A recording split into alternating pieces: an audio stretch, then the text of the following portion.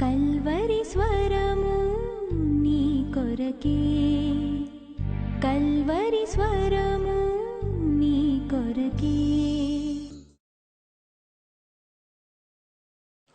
Mark సువార్త 10వ అధ్యాయము 17 నుంచి కొన్ని వచనాలు చదువుతున్నాను, జాగ్రత్తగా వినండి. ఆయన బయలుదేరి మార్గమున పోవచ్చు ఉండగా ఒకడు పరిగెత్తుకుని వచ్చి ఆయన ఎదుట మోకాల్లోని, సద్బోధకుడా, నిత్య జీవమునకు వారసుడగుటకు నేనేమి చేయుదునని ఆయన అడిగాను. యేసు, నన్ను సత్పురుషుడని ఎలా చెప్పుచున్నావు? దేవుడొక్కడే గాని మరి ఎవడునూ సత్పురుషుడు కాడు. నరహత్య చేయవద్దు, వ్యభిచరించవద్దు, నీ తల్లిదండ్రులను సన్మానింపుము అను ఆజ్ఞలు నీకు తెలియను కదా అని అతనితో చెప్పెను. అందుకు అతడు, బోధకుడా, బాల్యము నుండి ఇవన్నీ అనుసరించుచూనే ఉంటినని చెప్పాను. యేసు అతనిని చూచి అతన్ని ప్రేమించి, నీకు ఒకటి కొదువుగా ఉన్నది, నీవు వెళ్ళి నీకు కలిగినవన్నీ అమ్మి బీదలకిమ్ము, పరలోకమందు నీకు ధనము కలుగును, నీవు వచ్చి నన్ను వెంబడించుమని చెప్పెను. అతడు మిగుల ఆస్తి గలవాడు గనుక ఆ మాటకు ముఖము చిన్నపుచ్చుకొని దుఃఖపడుచు వెళ్ళిపోయాను. దయచేసి వినండి. ఒక యవనస్తుడు, మీరు అనొచ్చు, బ్రదర్, మనము చదివిన ఈ అంశంలో అతడు యవనస్తుడు అని లేదు కదా, మరి ఎలా మీరు యవనస్తుడు అని చెప్పి అంటున్నారు? మత్తయి సువార్త 19వ అధ్యాయము 20వ వచనము. మత్తయి సువార్త 19:20వ వచనము. అందుకు ఆ యవనుడు, ఇవన్నీ అనుసరించుచూనే ఉన్నాను, ఇకను నాకు కొదువ ఏమని ఆయనను అడిగాను. అందుకు యేసు, నీవు పరిపూర్ణగుటకు కోరినడలా పోయి నీ ఆస్తిని అమ్మి బీదలకిమ్ము, నీవు వచ్చి నన్ను వెంబడించుము. త్వరగా చదివిన ఈ లేఖన భావంలో లేక భాగములో కొన్ని ప్రాముఖ్యమైన విషయాలు మీతో పంచుకుంటాను, జాగ్రత్తగా వినండి. మొదటిగా, ఒక యవనస్తుడు తన యవ్వన ప్రాయంలో ఒక ఆశ కలిగి ఉన్నాడు. ఏమిటి ఆ ఆశ అంటే, యవ్వన ప్రాయంలో నేను ఒకవేళ మరణిస్తే పరలోకానికి వెళ్ళిపోవాలి. మంచి ఆశ. యవ్వన ప్రాయంలో ఒక కోరిక ఉంది. ఏమిటి ఆ కోరిక అంటే, నిత్య జీవానికి మార్గం ఏమిటి, పరలోకానికి వెళ్ళాలంటే ఏం చేయాలి? అద్భుతమైన కోరిక. ఈ లోకంలో ప్రతి ఒక్కరికి ఆశ ఉంది. కులము, మతము, జాతి భేదము లేకుండా ప్రతి ఒక్కరికి ఒక ఆశ. ఈ లోకయాత్ర ముగించిన తరువాత పరలోకానికి వెళ్ళాలి, ఏ ఒక్కరూ కూడా నరకానికి వెళ్ళాలి అని కోరుకోరు. ఆశ అయితే ఉంది ప్రజలకు, కానీ వారికున్న ఆ ఆశకు జవాబు ఎవరిలో ఉందో, ఎవరు ఇవ్వగలరో అది తెలుసుకోలేకపోవడమే మనుషులు చేస్తున్న తప్పిదము. కానీ ఈ కుర్రవాడు సరైన వయసులోనే నిత్య జీవాన్ని పొందుకోవాలి ఆశించాడు. మంచి కోరిక. మంచి కోరిక అని చెప్పడం కంటే బెస్ట్ కోరిక, శ్రేష్టమైన ఆశ, శ్రేష్టమైన కోరిక. నిత్య జీవం నేను పొందుకోవాలి. 2, ఏ వయసులో ఈ విషయం పట్ల శ్రద్ధ వహిస్తున్నాడు? వృద్ధాప్యంలోకి వచ్చిన తర్వాత, రిటైర్డ్ అయిపోయిన తర్వాత, రేపో మాపో అని అనుకుంటున్న వయసు వచ్చినప్పుడా? కాదు, యవ్వన ప్రాయంలో. యవ్వన ప్రాయంలో నిత్య జీవం గురించి, పరలోకము గురించి, ఈ లోకయాత్ర ముగించిన తరువాత ఉండే జీవితం గురించి, జీవము గురించి ఆ కుర్రవాడు ఆలోచిస్తున్నాడు. యవ్వన ప్రాయము, మంచి సమయము, మంచి కోరిక. రైట్. తాను కలిగి ఉన్న ఆ కోరికను ఎవరు తీర్చగలరు? తాను కలిగి ఉన్న ఆ ఆశను లేక తాను కలిగి ఉన్న ఆ ప్రశ్నకు జవాబు ఎవరు ఇవ్వగలరు? నిత్య జీవాన్ని ఎవరు ప్రసాదించగలరు? ఒక ప్రభు అయిన యేసుక్రీస్తే. మంచి కాపరి, మంచి దేవుడు.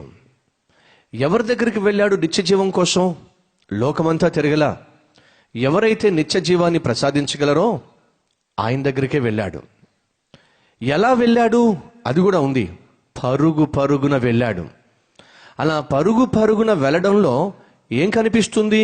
అతనిలో ఉన్న ఆసక్తి కనిపిస్తుంది. ఏం పొందుకోవడానికి ఆసక్తి? నిత్య జీవము పొందుకోవడానికి ఆసక్తి. అతని కోరిక శ్రేష్టమైంది, అతని సమయము శ్రేష్టమైంది, అతడు ఎంచుకున్న మార్గము శ్రేష్టమైంది, అతడు వెళ్ళిన దేవుడు శ్రేష్టమైన వాడు. ఇప్పుడు ఏ రీతిగా కోరుతున్నాడో చూద్దాం. పరుగెత్తుకుని వచ్చి ఆయన ఎదుట మోకాలుని. ఎక్కడ మోకాలున్నాడు? మార్గం మధ్యలో. అంటే ఎక్కడ మోకాలున్నాడు? రోడ్డు పైన. అనేక మందిరాల్లో మోకరించి ప్రార్థన చేయడం పూర్తిగా మానేశారు. ప్రార్థన చేసినప్పుడు మోకరించి ప్రార్థన చేస్తేనే దేవుడు వింటాడా అని విడ్డూరంగా మాట్లాడేవాళ్ళు. కళ్ళు మూసుకొని ప్రార్థన చేస్తేనే ప్రార్థన, కళ్ళు తెరిచి అందరిని చూసుకుంటూ ప్రార్థన చేయకూడదా? అదేమన్నా తప్ప అని చెప్పి ఈ రోజుల్లో అటువంటి వైఖరిని కూడా చూపించేవాళ్ళు. దేవుని సన్నిధిలో మనం ఉన్నాము, ఆయన సింహాసనం మీద కూర్చున్నాడు, మనం ఆయన పాదముల చెంత ఉన్నాము అనే భయము, భీతి ఈ రోజుల్లో అనేక మంది జీవితంలో కరువైపోతుంది.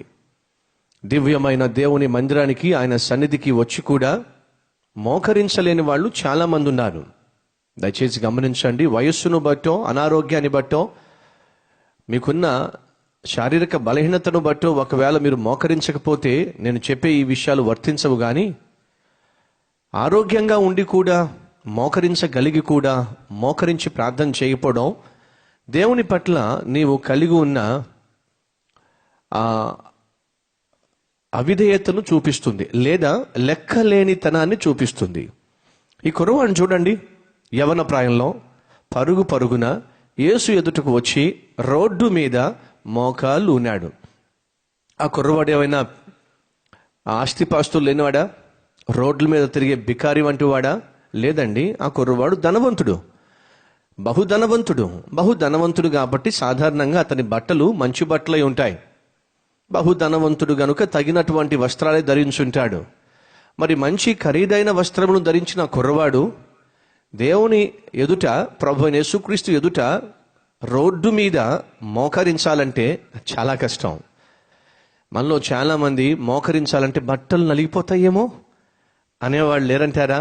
వస్త్రాలు నలిగిపోతాయేమో అని చెప్పి మీ శరీరానికి విలువిచ్చే ఆత్మీయ జీవితం మంచిది కాదు. ఆ కుర్రవాడిని చూడండి, రోడ్డు మీదే మోకరించాడు. మంచి వస్త్రములు ధరించిన కుర్రవాడు, ధనవంతుడైన కుర్రవాడు రోడ్డు మీద మోకరించడం నిజంగా అప్రిషియేట్ చేయాల్సిందే, అభినందించాల్సిందే. రోడ్డు మీద మోకరించాడంటే, ఈ రోజుల్లో తార్ రోడ్లు వచ్చినాయి, సిమెంట్ రోడ్లు వచ్చినాయి, చక్కని రోడ్లు ఉన్నాయి. కానీ 2000 సంవత్సరాల క్రితము రోడ్ల సంగతి ఏమిటి? బహు దుమ్ముతో, ధూళితో, మట్టితో నిండిపోయినటువంటి రోడ్లు. ధూళి దుమ్ము కలిగిన రోడ్డు మీద ఒక వ్యక్తి మోకరించాలంటే సాధ్యమా? అయినా మోకరించాడు. రైట్. మోకరించి, సద్బోధకుడా, నిత్య జీవం నాకు కావాలి. అద్భుతమైన కోరిక. అప్పుడు యేసు అన్నాడు, ధర్మశాస్త్రంలో ఉన్నటువంటి ఆజ్ఞలు నీకు తెలుసు కదా. దొంగతనం చేయొద్దు, వ్యభిచరించవద్దు, అబద్ధ సాక్ష్యములు పలుకవద్దు, నీ తల్లిని తండ్రిని సన్మానించు, ఇవన్నీ నీకు తెలుసు కదా, నువ్వు వెళ్ళి వాటిని ఆచరించు అన్నాడు. అప్పుడు ఆ కుర్రవాడు అన్నాడు, బోధకుడా, నీవు చెప్పినవన్నీ కూడా నేను చిన్నప్పటి నుంచి ఆచరిస్తున్నాను. అంటే వినాలి, అతడు సామాన్యమైనటువంటి వ్యక్తి కాదు. అతడు ధర్మశాస్త్రాన్ని క్రియల్లో పెట్టే వ్యక్తి. ఎప్పటి నుంచి? బాల్యము నుండి, చిరుప్రాయము నుండి దేవుని యొక్క ధర్మశాస్త్రాన్ని క్రియల్లో పెట్టేవాడు.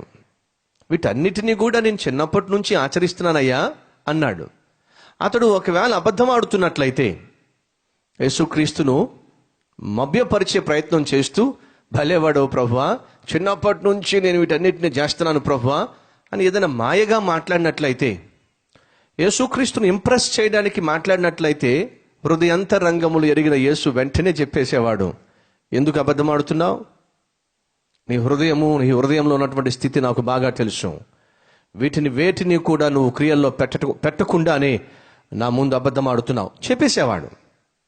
కానీ ఎప్పుడైతే ఆ కుర్రవాడు వీటన్నిటినీ కూడా చిన్నప్పటి నుంచి నేను చేస్తున్నాను అని అన్నప్పుడు ఓ చక్కని మాట, యేసు ఆ కుర్రవాడిని చూశాడు, అతన్ని ప్రేమించాడు. ఎందుకు ప్రేమించాడు మీరు చెప్పాలి. భలే కుర్రవాడే, భలే కుర్రవాడే, యవ్వన ప్రాయంలో నిత్య జీవం కావాలని కోరుతున్నాడు. యవ్వన ప్రాయంలో నిత్య జీవాన్ని ఇవ్వడానికి వచ్చిన నా దగ్గరకు పరుగున వచ్చాడు. మనం కూడా మందిరానికి భలే వస్తామే, పరుగున వస్తాం. మనలో ఎంతమంది మందిరానికి సమయానికి వస్తారో సమయానికి రారో సమయానికి రాని వారికి బాగా తెలుసు. ఇతడు దేవుని దగ్గరికి పరుగున వచ్చాడు. వండర్ఫుల్. యేసు ఎదుట మోకాలుని నిత్య జీవం కావాలి అని అడుగుతున్నాడు. వండర్ఫుల్. మరి నువ్వు వెళ్ళి ఇవన్నీ చేసేసేయి అని అంటే అవన్నీ చేసే వచ్చానన్నాడు. వండర్ఫుల్. అప్పుడు యేసు అతన్ని ప్రేమించాడు. చూసి అంటున్నాడు, నువ్వు చెప్పినట్టుగా అన్నీ బాగున్నాయ్యా, భలే కుర్రవాడిలా ఉన్నావు నువ్వు, భలేవాడిలా ఉన్నావు నువ్వు. యేసు అతన్ని ప్రేమించి అన్నాడు, అన్నీ బాగున్నాయి కానీ ఒక్కటి కొదువుగా ఉంది. అన్నీ బాగున్నాయి కానీ ఒక్క విషయంలో తప్పిపోతున్నావు. అన్నీ బాగున్నాయి కానీ ఒక్క విషయంలోనే నీలో నాకు లోపం కనిపిస్తుంది. ఆ ఒక్కటి సరిచేసుకో, పరలోకానికి వచ్చేస్తావు. ఏమంటావు అన్నాడు. చిన్నప్పటి నుంచి దేవుడు అంటే భయము, ధర్మశాస్త్రాన్ని ఆచరించేవాడు. బాల్యము నుండి దేవుని యొక్క చిత్తము ధర్మశాస్త్రము ద్వారా తెలుసుకొని జీవించిన వాడు. యేసుక్రీస్తే మెస్సయ్యని, యేసుక్రీస్తే నిత్య జీవాన్ని ఇచ్చేవాడని గుర్తెరిగి యేసు దగ్గరికి వచ్చాడు. చాలామంది యేసయ్య దగ్గరకు చాలా విషయాల కొరకు వచ్చారు. కొంతమంది స్వస్థత కొరకు వచ్చారు, మరికొంతమంది రొట్టెల కొరకు వచ్చారు, ఇంకొంతమంది ఆశీర్వాదాల కొరకు వచ్చారు. రకరకాల మనుషులు రకరకాల కోరికలతో యేసయ్య దగ్గరకు వచ్చారు. కానీ కుర్రవాడు మాత్రం ఓ అద్భుతమైన ఆశయంతో వచ్చాడు. ఏమిటంటే, నాకు నిత్య జీవం కావాలి, పరలోకం కావాలి. శరీర సంబంధమైంది కాదు నాకు కావాల్సింది, ఆత్మ సంబంధమైంది కావాలి. అద్భుతమైన కోరిక, అద్భుతమైన వయస్సు, అద్భుతమైన తగ్గింపు తత్వము, అద్భుతమైన దేవుని దగ్గరికి అద్భుతమైన విధానంలో పరుగున వచ్చి తన కోరికను వెళ్ళబుచ్చినప్పుడు యేసు అతన్ని పరిశీలించి పరీక్షించి ఒక మాట అన్నాడు, నీకు ఒక్కటి లోటుగా ఉంది, ఒక్కటి లోపంగా ఉంది, ఒక్కటి కొదువుగా ఉంది. ఆ ఒక్కటి సరిచేసుకుంటావా? నాతో పాటు పరలోకానికి వచ్చేది కానీ, నేనున్న చోట నువ్వు ఉంది కానీ ఆ ఒక్కటి సరిచేసుకుంటావా అని యేసు అడిగాడు. అప్పుడు ఆ కుర్రవాడు ఆ ఒక్కటి, ఏ ఒక్కటి? అతడు బహుధనవంతుడట. అంటున్నాడు, నీ ఆస్తి అంతా అమ్మేసేయి, బీదలకి ఇచ్చేసేయి, నన్ను వెంబడించు, పరలోకాన్ని తీసుకెళ్తా రా. బైబిల్లో మనం చూస్తున్నాం. ఆ మాట విని అతడు మిగుల నొచ్చుకొని హృదయంలో బాధపడి నిత్య జీవాన్ని ఇచ్చేటటువంటి యేసు పాద సన్నిధికి వచ్చి ఆ ఒక్క లోటును సరిచేసుకుంటే, ఆ ఒక్క లోపాన్ని సరిచేసుకుంటే అతడు పరలోకానికి వెళ్ళిపోయేవాడు. కానీ దురదృష్టం ఏంటంటే, ఆ ఒక్క లోపాన్ని సరిచేసుకోకుండానే యేసు దగ్గర నుంచి వెనక్కి వెళ్ళిపోయాడు. అప్పటి నుంచి మరలా ఆ తర్వాత ఇంకెప్పుడు కూడా ఆ కుర్రవాడు కనిపించలా. బహుశా నేను అనుకుంటాను, ఆ కుర్రవాడు నరకంలో కనిపిస్తాడేమో. ఒకవేళ పరలోకం నుంచి మనం చూసినప్పుడు ఆ కుర్రవాడు నరకంలో కాలుతూ కనిపిస్తాడేమో. ఎక్కడి దాకా వచ్చాడు? పరలోకపు గుమ్మం దాకా వచ్చాడు. ఒక్క అడుగు వేస్తే సరిపోతుంది, పరలోకానికి వెళ్ళిపోయేవాడు. ఒక్క లోపము, ఒక్క బలహీనత, ఒక్క లోటు, ఒక్క పాపము అతన్ని వెనక్కి లాగేసింది. అన్నీ బాగున్నాయి, ఒక్కటి కొదువుగా ఉంది. ఆ ఒక్కదాన్ని ప్రభు బయట పెట్టేశాడు. దాన్ని సరిచేసుకోవడానికి బదులుగా ఆ కుర్రవాడు సరిచేసుకోకుండానే వెనక్కి వెళ్ళిపోయాడు, నిత్య జీవాన్ని పోగొట్టుకున్నాడు. బహుశా దేవుడు నిన్ను చూసి అంటున్నాడేమో, నీలో చాలా మార్పు వచ్చింది, ఇంతకుముందు మందిరానికి వచ్చేవాడివి కాదు, వచ్చేదానివి కాదు, కానీ పరుగున వస్తున్నావు, నీలో చాలా మార్పు కనిపిస్తూ ఉంది, తగ్గించుకుంటున్నావు, మోకరించి ప్రార్థన చేస్తున్నావు, ఈ లోకయాత్ర ముగించి పరలోకంలోనే సుస్థిరముగా జీవించాలని ఆశపడుతున్నావు. ఇదంతా బాగుంది, కానీ నేను జాగ్రత్తగా పరిశీలన చేస్తే ఒక్కటి లోపం కనిపిస్తుంది, ఒక్క లోపం కనిపిస్తుంది, ఒక్కటి కొదువుగా కనిపిస్తుంది, ఒక్కటి నీలో తప్పు కనిపిస్తుంది, పాపము కనిపిస్తుంది అని ఒకవేళ ఈ రాత్రి యేసు నిన్ను లేక నన్ను మనల్ని పరీక్షించినప్పుడు ఆ ఒక్కటి నువ్వు సరిచేసుకుంటావా అని యేసు అడుగుతున్నాడేమో. ఏ ఒక్కటి? ఆ ఒక్కటే. ఏ ఒక్కటి నీకు తెలుసు. ఏ ఒక్కదాన్ని ఉండనిస్తున్నావో, ఏ ఒక్కదాన్ని విడిచిపెట్టలేకపోతున్నావో, ఏ ఒక్కటి నీలో కొదువుగాను లోపముగాను పాపముగా మిగిలిపోయిందో దాన్ని విడిచిపెట్టు అని ఆనాడు యవనస్తునికి యేసయ్య చెప్పినట్టుగా ఈనాడు మనందరికీ యేసు చెప్తున్నాడు. దాన్ని విడిచిపెట్టు, నన్ను వెంబడించు. దాన్ని విడిచిపెట్టకుండా ఆ ఒక్కదాన్నే ఉండనిస్తే అడుగుతున్నా, పరుగున వస్తే ఏం లాభం? యవ్వన ప్రాయంలోనే యేసయ్య దగ్గరకు వస్తే ఏం లాభం? రావలసిన వాని యొద్దకు వస్తే మాత్రం ఏం లాభం? కోరుకోవలసింది కోరుకున్నంత మాత్రాన ఏం లాభం? చిన్నప్పటి నుంచి మంచిగా యథార్థంగా జీవించడం వల్ల ఏం లాభం? తనలో ఉన్న లోపాన్ని సరిచేసుకోలేకపోతే ఆ లోపం కాస్త అతని నరకానికి ఈడ్చుకుని వెళ్తే అప్పటి వరకు తాను జీవించిన ఆ యుక్తమైన జీవితం వల్ల ఏమిటి లాభం? సహోదరుడా, సహోదరి, కుండ నిండా నీళ్లు నింపచ్చు. నువ్వు అలా నింపడానికి చాలా ప్రయాసపడవచ్చు, కానీ ఒక్క చెల్లు చాలు. కాసేపు అయిన తర్వాత మరలా కుండను చూస్తే ఒక్క చుక్క నీళ్లు లేకపోవడానికి.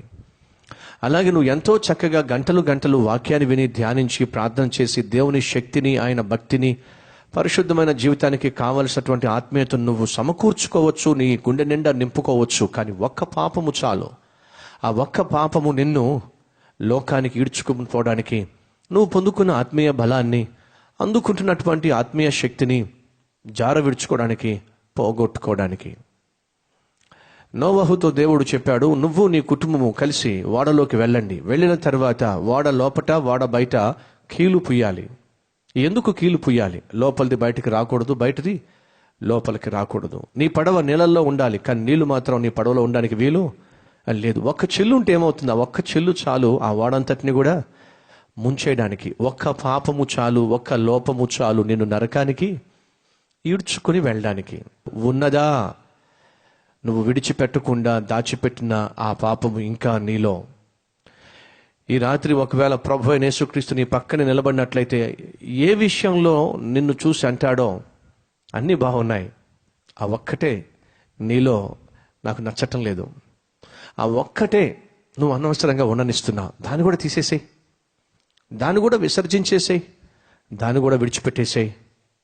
పరిపూర్ణమైన ఆత్మీయ బలాన్ని, ఆత్మీయ శక్తిని కలిగి నువ్వు జీవించు అని ప్రభువు నిన్ను చూసి అంటాడేమో.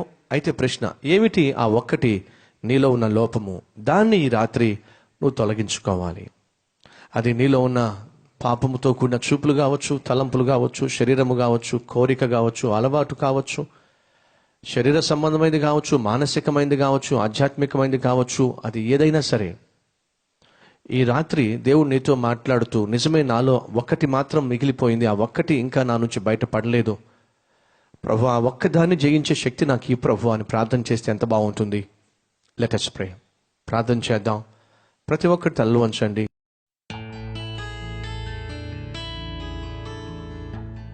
పరిశుద్ధుడు అయిన తండ్రి, అనేక మార్లు సైతాను మమ్మల్ని శోధించగా, శరీరం మమ్మల్ని శోధించగా, మా చుట్టూ ఉన్న స్నేహితులు శోధించగా, వారి శోధనలకు లొంగిపోయి పాపిష్టి కార్యాలకు తావిచ్చావు నాయన. క్షమించండి అయ్యా, క్షమించండి నాయన. కడగబడిన వారిగా, పవిత్రపరచబడిన వారిగా ఏ లోపమైతే నాలో ఉందో, మాలో ఉందో ఆ లోపాన్ని నాయన ఈరోజు విడిచిపెట్టేసి నివాసించినట్టుగా నీకు సాక్షులుగా, పరిశుద్ధులుగా, నీ చిత్తము చేయువారిగా, ఇతరులకు మాదిరికరంగా, నీకు మహిమకరంగా మేము జీవించులాగున సహాయము చేయండి నాయనా. మాలో ఉన్న లోటేమిటో, లోపమేమిటో నీకే తెలుసయ్యా. అరికాలు మొదలుకొని నడినెత్తి వరకు మమ్మల్ని పరిశీలించి, పరిశోధించి, ఆ లోపమును సరిచేసి మమ్మల్ని బలపరిచి బలమైన జీవితాలు జీవించే కృప మాకివ్వమని యేసు నామములో ఈ ప్రార్థన అర్పిస్తున్నాము తండ్రి. ఆమేన్. దేవుని కోసం దేనికైనా తెగిస్తారా? ప్రార్థన కోసం ప్రాణాలే వదిలేస్తారా? పరిశుద్ధత కోసం అంత ప్రాముఖ్యత ఇస్తారా? ప్రాణం పోతుందని తెలిస్తే పారిపోరా?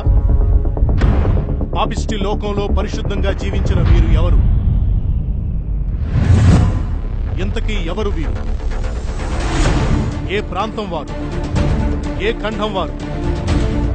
త్వరలో మరో అద్భుతమైన సంచలనాత్మకమైన సందేశాలు దేవుడు దైవజనుల ద్వారా మీకు అందించబోతున్నారు, మీ మధ్యకు తీసుకురాబోతున్నారు. శ్రేష్టమైన పాఠాలు నేర్చుకున్నట్టుకు, లోతైన మర్మాలు, గొప్ప సత్యాలు తెలుసుకున్నట్టుకు, కదల్చబడినటువంటి ఆత్మీయ జీవితాన్ని కట్టుకున్నట్టుకు, అద్భుతమైన ఆశీర్వాదాలు స్వతంత్రించుకున్నట్టుకు వీక్షించండి.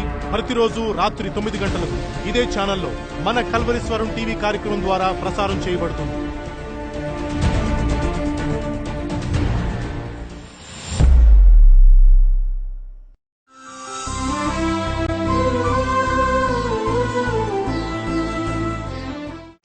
మేము అన్య కుటుంబానికి చెందిన వారము.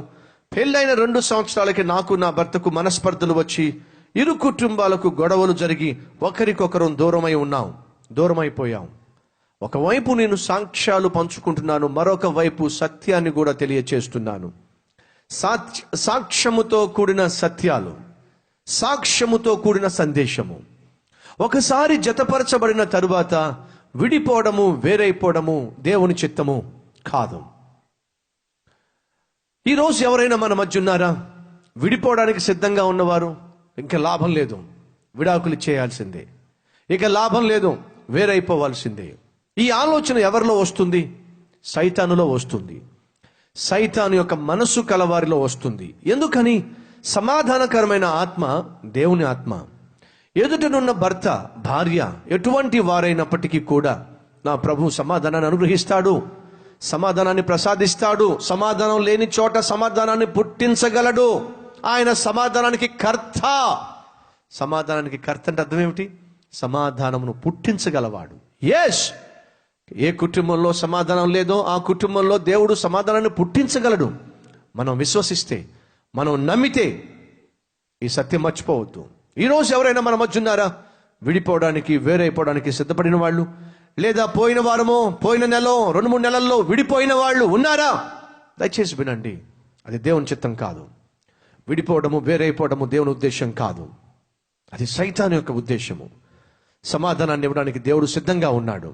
అన్య కుటుంబము, ఈ విషయాలేమి ఈ సహోదరికి తెలియవు. విడిపోయాడు భర్త, కూతురు మిగిలిపోయింది. చూడండి ఏమైందో. ఇరు కుటుంబాల మధ్య గొడవలు జరిగి ఒకరికొకరం దూరమైపోయాం. నేను విడిపోవాలి అనుకోలేదు, కానీ నా భర్త నా నుండి విడాకుల కొరకు ఎంతో ప్రయత్నం చేశాడు. విడాకుల కొరకు ప్రయత్నం.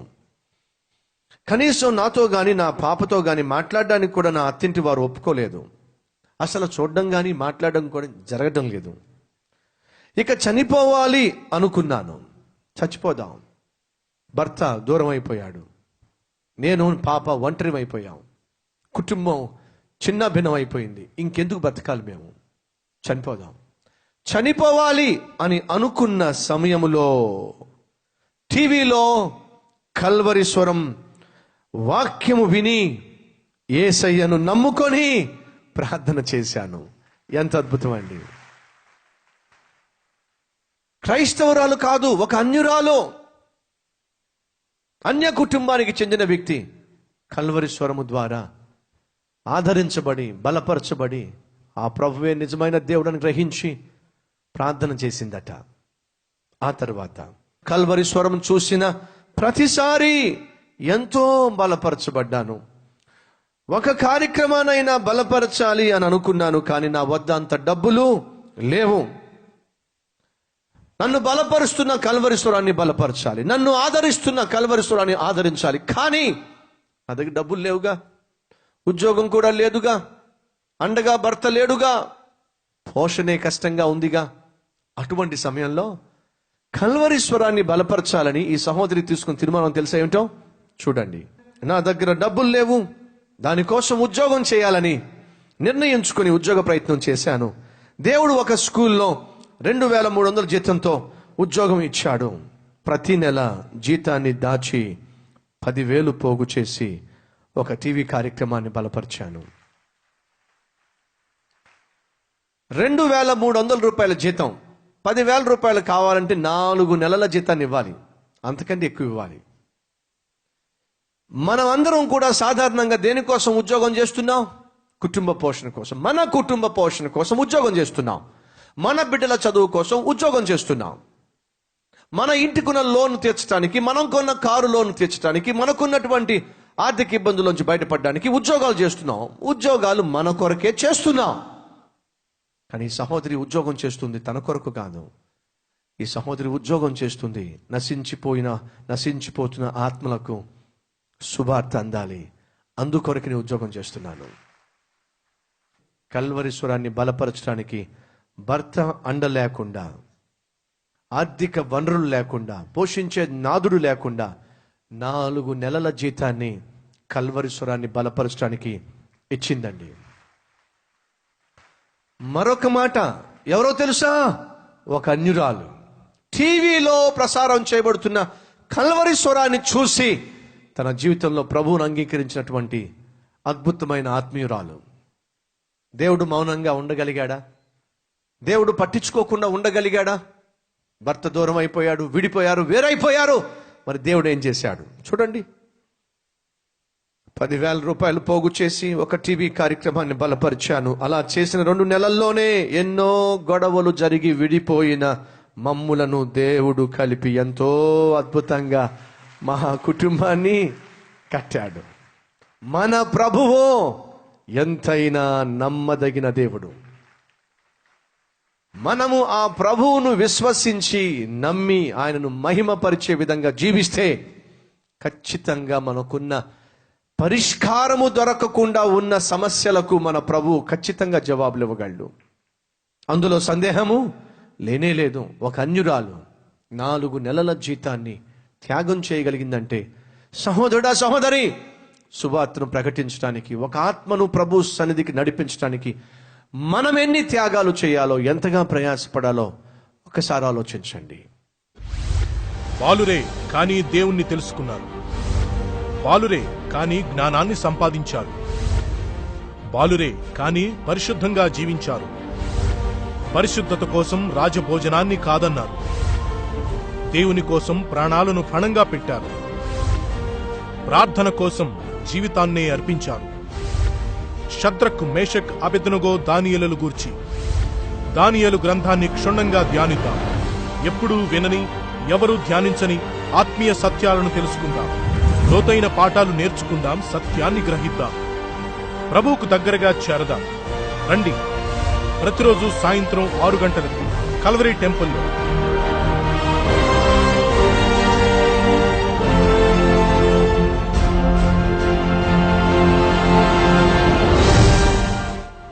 Don't miss it. Address: Calvary, Post Box number 30, Kukatpalli, Hyderabad 72.